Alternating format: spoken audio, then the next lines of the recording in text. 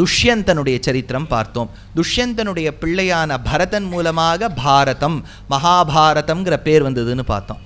அடுத்தது தான் நம்ம ஸ்ரீ மகாபாரதத்தில் முக்கியமான கதாபாத்திரம் பீஷ்மாச்சாரியாரின் வாழ்க்கையில் பிரவேசிக்கணும். அதுக்கு தான் உபோத்காதத்தில் என்ன பார்த்தோம்னா, இக்ஷ்வாகு வம்சத்தில் ஒரு ராஜா மகாபீஷன்னு பேர். அந்த மகாபீஷன் ஒரு வாட்டி ஸ்வர்கலோகத்துக்கு போயிருக்கான். அங்கே பல தேவர்கள்லாம் வந்து கூடியிருக்கா. பிரம்மா வந்திருக்கார், கங்கை வந்திருக்கா. கங்கையை பற்றி ரொம்ப பெரியவாள்லாம் ஆச்சரியமாக பாடியிருக்கா. கங்கே மபஹி கிரீஷ சிரஸ்திதே கம்பீரகாயே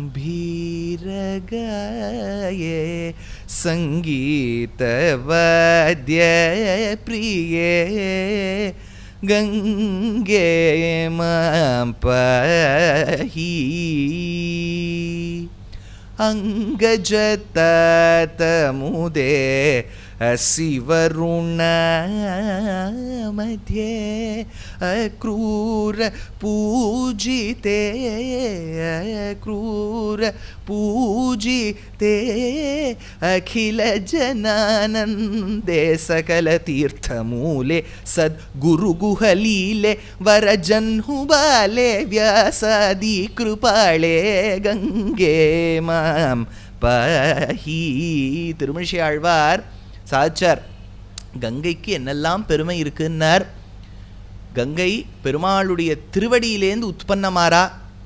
பெருமாளுடைய திருவடியிலேந்து உற்பத்தமாகக்கூடியவள் பிரம்மாவின் கமண்டலத்தில் இருக்கா. பிரம்மாவின் கமண்டலத்தில் இருந்தவள் சிவபெருமானின் ஜட்டாமுடியில் சென்றாள்.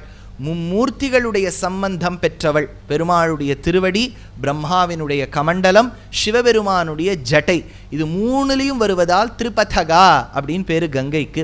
அப்பேற்பட்ட கங்கை தேவலோகத்தில் இருக்க செய்தே சகரபுத்திரர்கள் 60,000 பேரை மீட்க வேண்டும் என்பதற்காக அவர்களுடைய ஒரே ஒரு தம்பி அசமஞ்சஸ் அப்படின்னு ஒருத்தன் இருக்கான். இந்த அசமஞ்சஸ்ங்கிறது இந்த ராஜா இருக்கார் பாருங்கோ, சகரன். அவன், இது நான் ராமாயணத்துலேயும் சொல்லிட்டு இருக்கேன். ராமாயணத்தில் சகரனுக்கு 2 பத்னிகள். ஒரு பத்னி கேஷினின்னு பேர். இந்த கேஷினி யாருடைய தங்கைன்னு கேட்டால் கருட பகவானின் தங்கை. அதனால் இந்த கேஷினி பெத்தெடுத்த 60,000 குழந்தைகளுக்கும் மாமா கருடன். அதனால் கருடனுக்கு தெரிஞ்சு போயிடுறது மகரிஷி கபிலாச்சாரியா கிருதஜ்ஞா மேதினிபதியா இருக்கக்கூடிய கபிலாச்சாரியர் 60,000 பேரையும் பார்த்து பஸ்மமாக்கிட்டார்னு. உடனே கிளையில் அமர்ந்து பார்த்த கருடன் நேர போய் சகர சக்கரவர்த்தி கிட்ட சொல்ல, இன்னொரு பத்னி மூலமாக பெற்றெடுத்த பிள்ளையான அசமஞ்சசை விட்டு தேட வைக்கிறார். பிள்ளை பேருக்கு ஏற்ற மாதிரி இருக்குது, அதனால் அது வந்து தேடுறது. அதனால் அடுத்த பிள்ளை தான் அவனுடைய பிள்ளை அம்சுமான் வந்து தேடுறான். கிடைக்கல, என்ன வழின்னு தெரியல. அவனுக்கு பிள்ளை பகீரதன். பகீரதன் தான் பகீரத பிரயத்னப்பட்டு கங்கையை பூமிக்கு வர வைக்க, கங்கையும் பகீரதனை தொடர்ந்து வந்ததால் பாகீரதி என்னும், ஓடி வருவதால் மந்தாகினி, அலகநந்தா, விஷ்ணுகங்கா, நந்தினி என்னும்.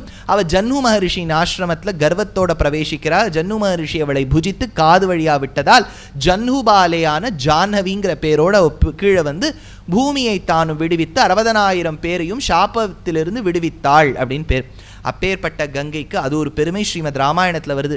ராமாயணத்தில் கங்கையின் பெருமை, மகாபாரதத்தில் காங்கேயனின் பெருமையும் பெரியவாள்லாம். ஸ்ரீமத் ராமாயணத்தில் பாலகாண்டத்தில் ராமர் கங்கையின் உற்பத்தியை பற்றி விஸ்வாமித்திரன் வாயிலாக கேட்குறார். இதே மகாபாரதத்தில் கங்கையின் பிள்ளை பீஷ்மாச்சாரியர் மூலமாக பெருமாள் விஷ்ணு சஹஸ்ரநாமம் கேட்குறார் இல்லையா? அதனால தானே ஜாஹ்னவி தோயம் அப்படின்னு நம்ம வந்து சஹஸ்ரநாமம் முடிக்கும்போது சொல்கிறோம். ஏன்னா விஷ்ணு சஹஸ்ரநாமம் சாக்ஷாத் கங்கை ஜலம் குடிப்பதற்கு சமம். ஏன்? ஏன்னா அது சொல்லப்பட்டது பகவானை பற்றி. பகவான் காலிலேருந்தா கங்கை வந்திருக்கா. சொன்னது பீஷ்மாச்சாரியர், கங்கையின் பிள்ளை. அதனால் இந்த இடத்துல கங்கைக்கு அப்பேற்பட்ட பெருமை ராமாயணத்தில் சொல்லியிருக்கா. அது தேசிகன் சொல்றார். குஷிகசுத கதித விதித நவவிவித கதன்னர். கங்காஷ்டகத்தில் சங்கர பகவத்பாதாள் வந்து அப்பேற்பட்டவளுக்கு ஹரி ஹரனின் சம்பந்தம் இருக்கே அப்படின்னு ஆச்சரியமாக கொண்டாடுறார். அப்பேற்பட்ட கங்கை இருக்கட்டும். இந்த கங்கையை பற்றி ஒரு சின்ன விசேஷம் என்னென்னா, பொதுவாக ஆஹார நியமம்னு ஒரு கிரந்தம் அன்றைக்கே நான் சொன்னேன், சுவாமி தேசிகன் எழுதியிருக்கார். அந்த கிரந்தம் மட்டும் தேசிகன் எழுதினதை சேவிக்கவே கூடாது. ஏன்னா அது படிச்சுட்டோன்னா எதெல்லாம் சாப்பிடக்கூடாது, எதெல்லாம் சாப்பிடலாம்னு எழுதி வச்சிருக்கார். எதெல்லாம் சாப்பிடலாம்னு எழுதி வச்சிருக்காரோ அதை நம்ம சாப்பிட்றதில்ல. எது சாப்பிடக்கூடாது, எப்படி சாப்பிடக்கூடாதுன்னு வச்சுருக்காரோ அது 100% ஃபுல் ஃபாலோ. அதில் வந்து டிஸ்டிங்ஷனே வாங்கிடுவோம்.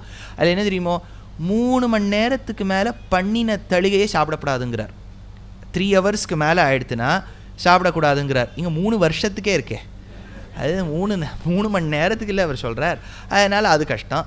ஜலத்தை 24 மணி நேரத்துக்கு மேலே ஒரு பாத்திரத்தில் தேக்கி வைக்கக்கூடாது. அப்பேற்பட்ட ஜலத்தை குடிக்கக்கூடாது. எவ்வளோ பெரிய ப்ராப்ளம் பாருங்க. அது பாட்டிலாக ஒரு வாரத்துக்கு பிடிச்சி வச்சுட்டோன்னா அது எங்கேயோ ஒரு குள்ளேருந்து போட்டு எடுத்தால் 24வது பாட்டில் வருது. அதனால் இவர் ஒரு நாளைக்கு குடிக்க வைக்கப்படாதுன்ற காரணம் என்னென்னா ஜலத்துக்கு தோஷம் வருமா. பொதுவாக நமக்கு சளிகளி பிடிச்சிருந்தானே ஜலதோஷம். இப்போ ஜலத்துக்கு தோஷம் பிடிக்குமா 24 மணி நேரத்துக்கு மேலே ஷார்ட்டாக. ஆனால் ஒரு பெரிய விசேஷம் என்னன்னு பாருங்க, ஒரே ஒருவளுக்கு மட்டும் அந்த பெருமை இருக்குது. எவ்வளோ நாள் வேணாலும் தேக்கி வைக்கலாம். கங்கை. அதில் பெரியவாள்லாம் கங்கா சொம்புன்னு கொண்டு வைக்கிறாளே, யாராவது யமுனா சொம்பு. யமுனைக்கும் பெருமை இருக்குது. பகவான் கண்ணனுக்கு வழி கொடுத்தவள் தூய பெருநீர் யமுனை துறைவனை. யமுனை வழி கொடுத்துருக்கா. கோதாவரி கோதாங்கிற ஆண்டாள் பேரை வச்சுருக்கா. காவேரி என் ரங்கநாதனின் திருவடியை வருடி விட்டுன்னு வரா இல்லையா. இவ்வளவு நதிகள் இருந்தாலும் கங்கா சொம்புன்னு தான் சொல்கிறோம். ஏன்னா கங்கை ஜலத்தை மட்டும் தேக்கி வைக்கலாம் அப்படின்னு அந்த காலத்தை பெரியவா சொல்லியிருக்கா.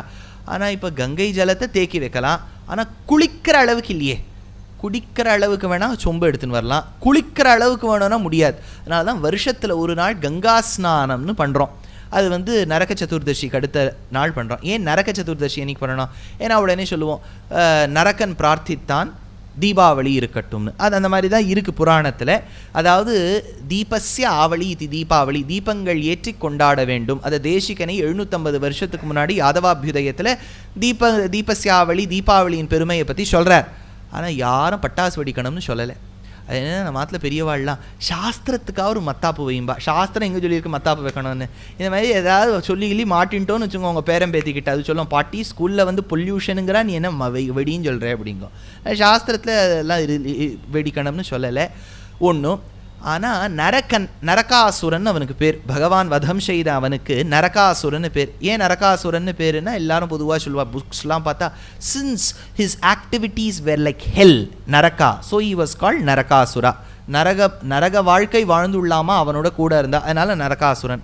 அது மட்டும் பேர் இல்லை. எங்கள் ஆச்சாரியன்னு சொல்லுவார் பாஷ்யத்தில், நிருணாதி பிராபயதி இதி நரகா.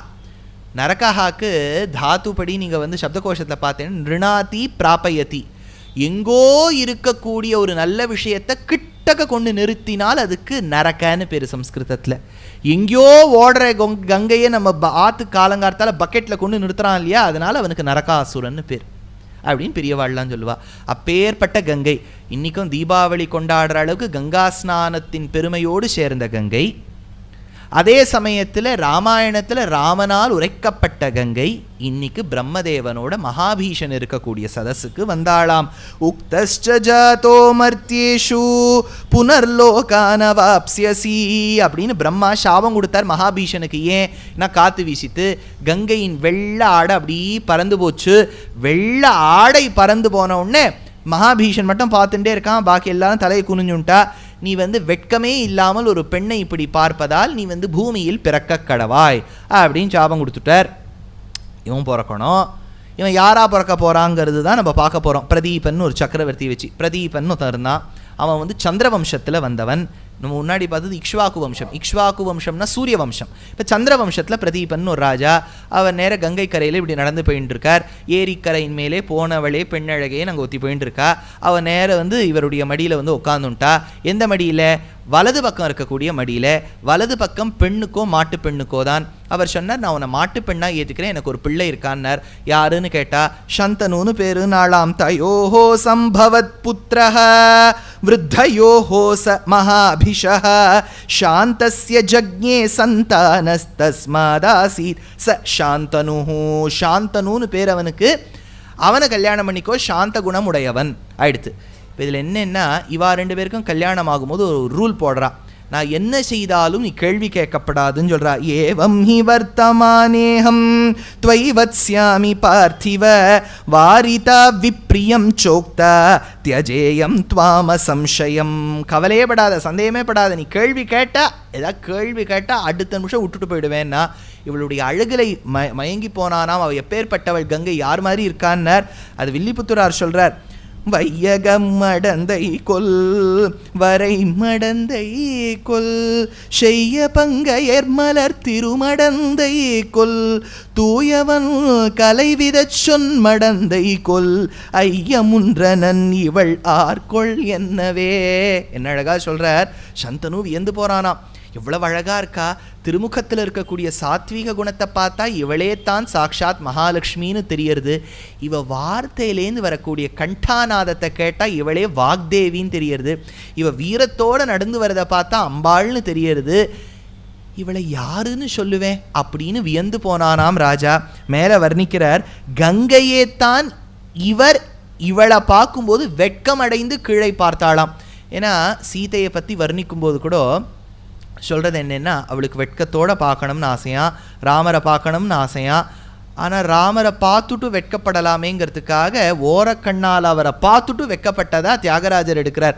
கல கல மனு முக பலுகலிகின சீத கொல்லு குச்சு ಓರಗಣ್ಣುಲನು ಜೂಚೆ ನಿನ್ನು ಕನ ಕನ ರುಚಿರ ಕನ ಕವ ಸನ ನೀನು ಕನ ಕನ ஓர கண்ணால் பார்த்தாளாம். அதே மாதிரி இவளும் பார்த்தாளாம். நான் இனள்ளாம் என நதிமடந்தையும் புன்புரு முலை முகம் பொருந்த நோக்கினள் சென்று உரு தனது மெய் தேசு பொல் நகை வானிலவு எச்சில் வாய்மை கூறுவாள். அவளுடைய தந்தங்கள் ஒன்னொன்னு சந்திரனை பொடி பொடியா ஆக்கினா மாதிரி இருந்துதாம். சுவாமி தேசிகன் கிருஷ்ணர் பிறக்கும் போது அவர் எப்படி தெரிஞ்சார்னு கேட்டார்.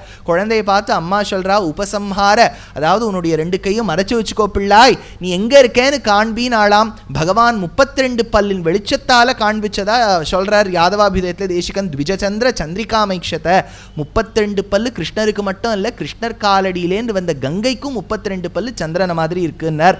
அப்பேற்பட்ட சாந்தனுவோட விவாகம் நடக்கிறது. இவா 2 பேருக்கும் முதல் குழந்தை பிறக்கிறது. அந்த முதல் குழந்தைய போய் அவளே நதியில கொண்டு தூக்கி போட்டுடுறா. அவளே அவளுக்குள்ள போட்டுடுறா. மறுபடியும் 2வது குழந்தைய போடுறா.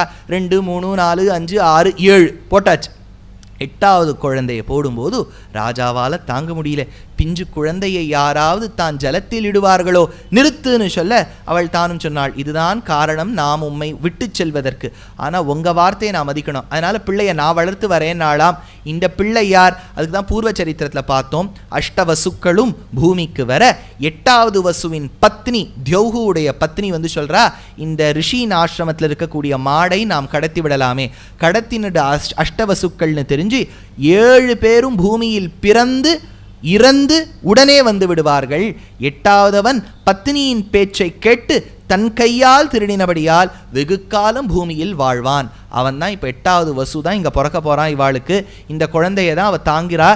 இவருக்கு 3 பேர்கிட்ட பாடங்கள் ஆச்சாம். வேதாங்கங்கள் வசிஷ்டர்கிட்ட கத்துண்டாராம் இந்த பிள்ளை தேவவிரதன். அடுத்தது ப்ரஹஸ்பதி கிட்டையும் சுக்ராச்சாரியர்கிட்டையும். ப்ரஹஸ்பதிங்கிறவர் தேவாளுக்கு குரு, சுக்ராச்சாரியாள் தானவாளுக்கு குரு.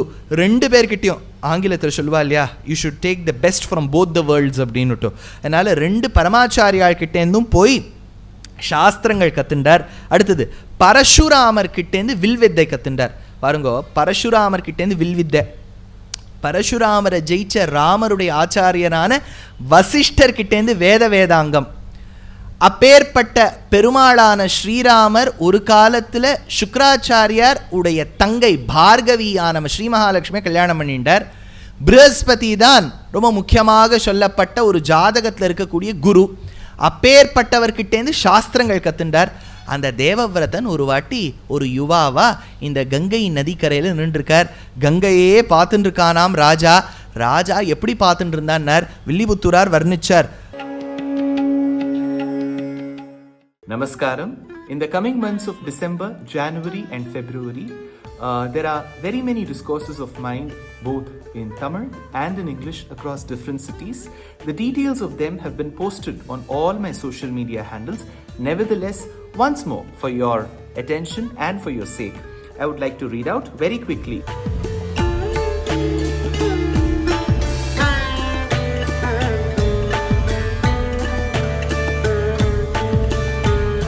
And on the 30th of December. Tentatively, I am to speak on the importance of Nutiyattu Divyadesham on the Vaikuntha Ekadashi Eve for PGP Auditorium in Singapore. On the 31st of December, it is for Tamil Isai Mandram in Georgetown. I will be speaking on Tiruppugadil Ramayanam.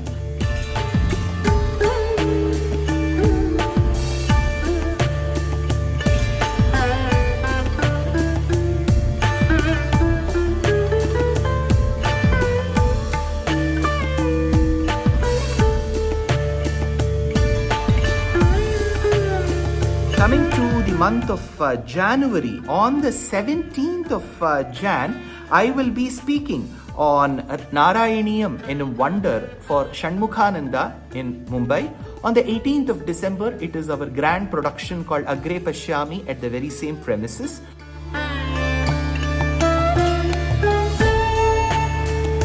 First of February, I am to participate and speak at the Jain University Summit in Kochi.